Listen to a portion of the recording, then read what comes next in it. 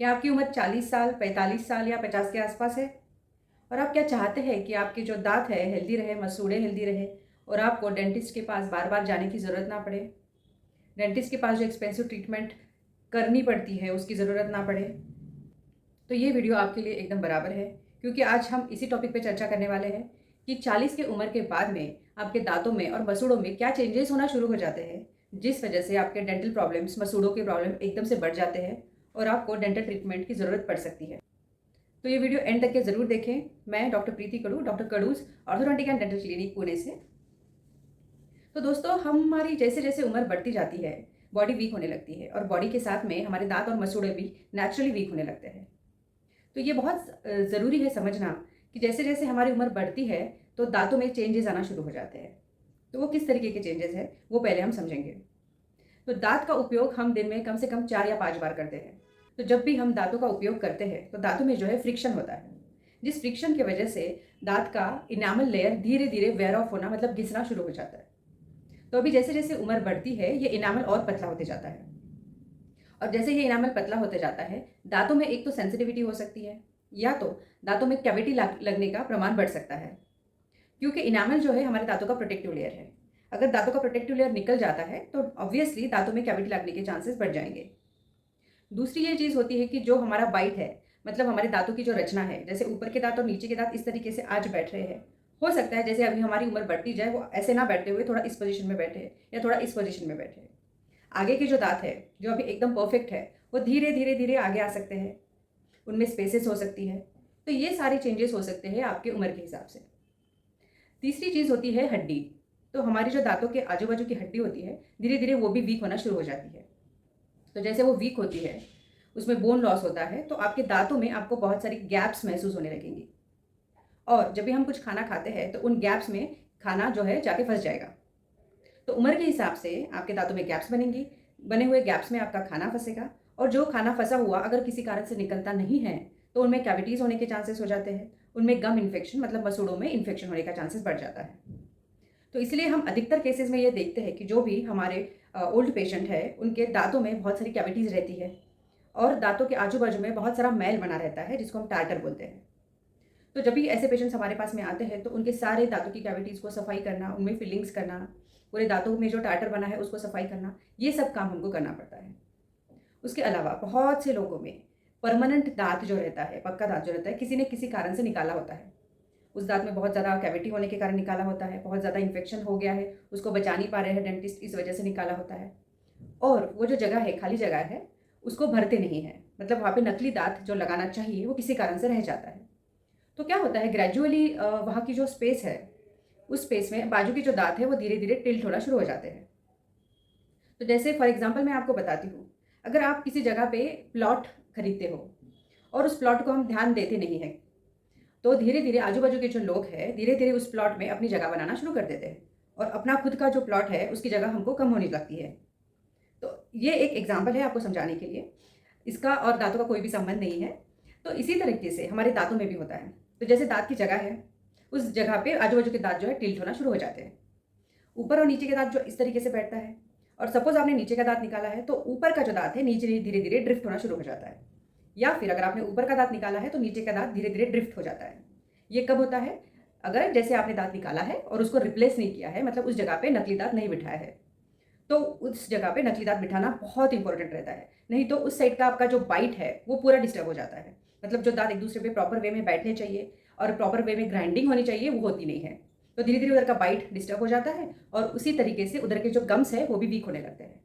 तो ये सारे प्रॉब्लम आपको दिखते हैं आपके 40 की उम्र के बाद में। किसी में 45 के बाद में, किसी में 50 के बाद में, बट डेफ़िनेटली ये प्रॉब्लम्स आपको आएँगे। तो आपको ऐसी कौन सी प्रिकॉशंस लेनी है ताकि ये सब प्रॉब्लम्स आपके केस में नहीं आए। जैसे-जैसे उम्र बढ़ती है, बहुत से लोगों को एसिडिटी का प्रॉब्लम भी स्टार्ट हो जाता है। तो एसिडिटी में भी आपके दाँतों को डैमेज होने के बहुत चांसेस रहते हैं। आपके दाँत का जो इनामल है, वो बहुत ज़्यादा वेयर ऑफ होना शुरू हो जाता है, बहुत जल्दी-जल्दी पतला होना शुरू हो जाता है। जिस वजह से आपके दाँतों में अगर कैविटीज़ है, तो कैविटी का प्रमाण भी बढ़ जाएगा। अगर दाँतों में कहीं पे इनामल ऑलरेडी पतला हो चुका है, तो उनमें सेंसिटिविटी होने के भी चांसेस बढ़ जाएँगे। तो ये भी आपकी उम्र के हिसाब से ये प्रॉब्लम्स जो है बढ़ते जाएँगे। बहुत से लोगों को डायबिटीज़ भी हो जाता है। तो अगर डायबिटीज़ में अगर आपकी शुगर लेवल कंट्रोल में नहीं है, तो आपके गम्स में का जो इन्फेक्शन है वो धीरे-धीरे बढ़ते जाएगा। गम्स का इन्फेक्शन अगर बढ़ता है तो दांतों के अराउंड जो बोन है, हड्डी है, वहाँ पे लॉस भी बहुत फास्ट होना शुरू हो जाता है, तो जिसके कारण आपके दांतों की आजू बाजू की हड्डी घुलना शुरू हो जाती है। तो ऑब्वियसली है कि आपके जो गैप्स हैं दांतों के बीच के, वो भी बढ़ते जाएंगे। तो डायबिटिक पेशेंट में गम्स केयर करना, मतलब आपके अपने मसूड़ों की केयर करना, अपने दांतों की केयर करना और भी ज़्यादा इंपॉर्टेंट हो जाता है। जनरली 50 साल की उम्र के बाद में मुंह में ड्राइनेस आना शुरू हो जाता है। This is age related changes. तो जैसे जैसे मुंह में ड्राइनेस आती है तो आपकी कैविटीज़ का प्रमाण भी बढ़ेगा और आपकी गम इन्फेक्शन का प्रमाण भी बढ़ेगा। तो अगर आपको ऑलरेडी गम्स है, इन्फेक्शन है, अगर आपको ऑलरेडी दांतों में कैविटीज़ है, तो वो प्रॉब्लम्स बढ़ने की संभावना बहुत ज़्यादा रहती है। तो ये सब चीज़ें हो सकती है आपके उम्र के हिसाब से। तो ये सब प्रॉब्लम्स को प्रिवेंट करने के लिए हमको क्या प्रिकॉशंस लेनी चाहिए, उस पर हम अभी बात करेंगे। सबसे पहली इंपॉर्टेंट बात रहती है ब्रशिंग करना। तो ब्रशिंग जो है दिन में 2 बार कम से कम करनी चाहिए। लेकिन जब आपके दांतों में बहुत सारी गैप्स बन गई हो तो उसमें खाना फंसेगा, तो इसलिए ये ज़रूरी हो जाता है कि हर खाने के बाद में आपको ब्रश करना है, या तो फिर कम से कम आपको गार्गलिंग इतने अच्छे से करना है कि जो भी खाना आपका दांतों में फंसा हुआ है वो ईजिली निकल जाएगा।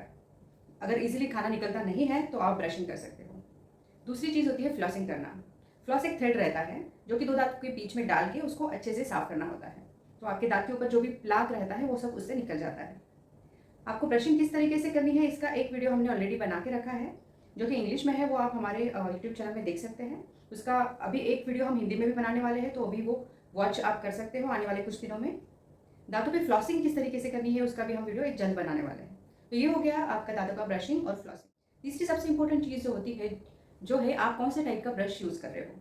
आप हार्ड ब्रश यूज़ कर रहे हो, मीडियम ब्रश यूज़ कर रहे हो, सॉफ्ट ब्रश यूज़ कर रहे हो। इस उम्र में आपको जो है सॉफ्ट ब्रश का उपयोग करना चाहिए। सॉफ्ट ब्रश का उपयोग तो करना ही चाहिए, लेकिन उसके साथ में भी टेक्निक जिससे हम दांतों को ब्रशिंग करते हैं वो भी उतनी ही इंपॉर्टेंट है। अगर आप सही तरीके से दांतों को ब्रश नहीं कर पा रहे हैं तो आपके दांत तो साफ नहीं हो गए, बल्कि आपके दांतों का जो इनामल है और भी ज़्यादा वेयर ऑफ होने लगेगा, मतलब इनामल और भी पतला होने लगेगा। तो इस तरीके से ब्रशिंग का सही तरीका सीखना बहुत इंपॉर्टेंट हो जाता है। उम्र के हिसाब से मैंने बोला आपको कि मुंह में ड्राइनेस भी हो जाती है, तो इसलिए आपको बहुत ज़्यादा पानी पीना ज़रूरी है। तो अगर आप पानी पीते रहेंगे तो हमारा जो सलाइवा रहेगा वो फ्लो होते रहेगा। हमारे सलाइवा में बहुत सारे एंटीबैक्टीरियल एजेंट रहते हैं जो मुंह में आपके कैविटी होने से प्रिवेंट कर सकते हैं।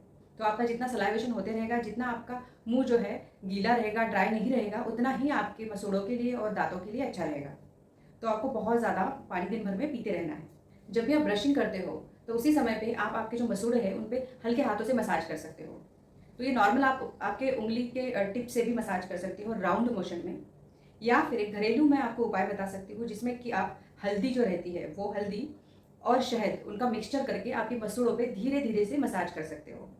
तो जिस वजह से आपके जो मसूड़े हैं थोड़े से हेल्दी रहने में, थोड़े से टाइट रहने में आपको बहुत मदद करेगा। आप ल्यूकवार्म वाटर जो रहता है, मतलब थोड़ा सा कुमकुमा जो पानी रहता है, उसमें नमक डाल के गार्गलिंग भी कर सकते हो। तो अगर आपके दांतों में खाना फंसा हुआ है और अगर आपको लगता है कि मसूड़ों में कहीं पे पेन हो रहा है या मसूड़ों में से खून आ रहा है या आपके गम्स में इन्फेक्शन की शुरुआत हो रही है, तो आप घर पे भी उसको कंट्रोल कर सकते हो। गर्म पानी में नमक डाल के गार्गलिंग करना है। दोस्तों, हमको बहुत से बार थ्रोट इन्फेक्शन हो जाता है, मतलब गले में इन्फेक्शन हो जाता है।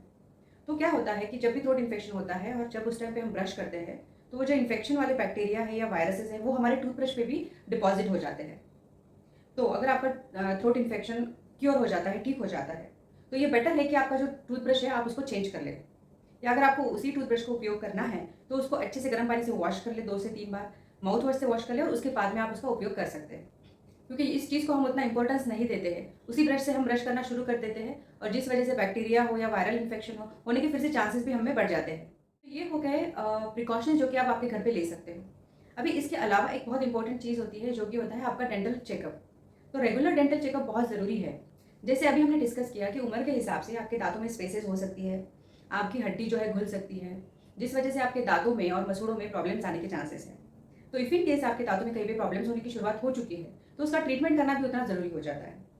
फॉर एग्जाम्पल मैं आपको बताती हूँ कि अगर दांतों में कहीं पे छोटी सी कैविटी हो गई है, अगर उस कैविटी को आप टाइम पे डॉक्टर को दिखाते हैं, डेंटिस्ट को दिखाते हैं, तो वो छोटी सी कैविटी क्लीन करके उसमें डेंटिस्ट आपकी फिलिंग कर देगा। तो ये होगी बहुत सिंपल प्रोसीजर। बट अगर उसी कैविटी को आपने निगलेक्ट कर दिया तो वो कैविटी धीरे धीरे बढ़ के इनामल से डेंटिन में जाएगी और उससे दांत के अंदरूनी हिस्से में, मतलब दांत का जो पल्प रहता है, दांत की जो नस रहती है, उसमें भी जाएगा। और जब भी दांत के नस में कीड़ा जाता है तो उसको अंदर में वहाँ पे हड्डी में धीरे धीरे पस होना शुरू हो जाता है। उस केस में हम दांतों में फिलिंग नहीं कर सकते, दांतों में मसाला नहीं भर सकते। उस केस में हमको दांत का रूट कैनाल ट्रीटमेंट करना पड़ता है। तो अगर हम कंपेयर करेंगे कि अगर आप डेंटिस्ट के पास पहले चले जाते हो तो आपको जो कैविटी है वो कैविटी की ट्रीटमेंट आधे घंटे में हो जाती है, और उसमें आपको बहुत ज़्यादा खर्चा भी नहीं आता है।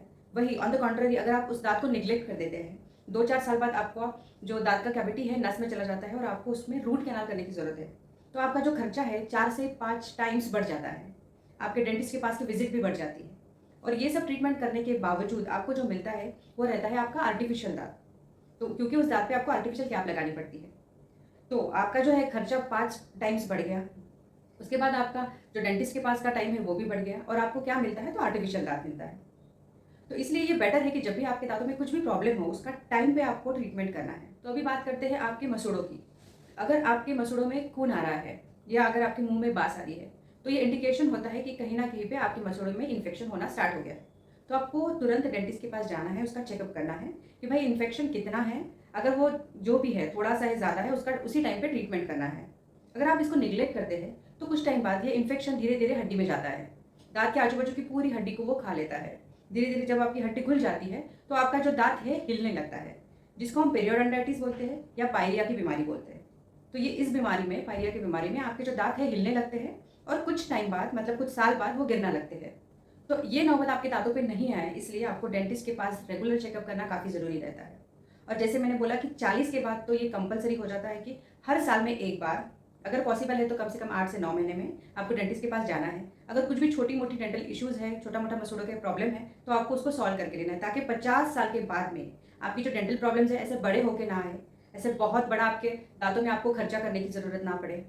और जैसे हमने पहले डिस्कस किया था कि अगर आपका कोई दाँत निकला हुआ है, तो उसको रिप्लेस करना भी बहुत ज़रूरी रहता है। तो वो भी आप जल्द से जल्द कर लें, उसमें भी आप नेग्लिजेंट मत कीजिए। जब भी दाँत निकाल देते हैं, तुरंत उसके बाद में दाँत रिप्लेसमेंट का मतलब नया दाँत बिठाने का आप सोचिए।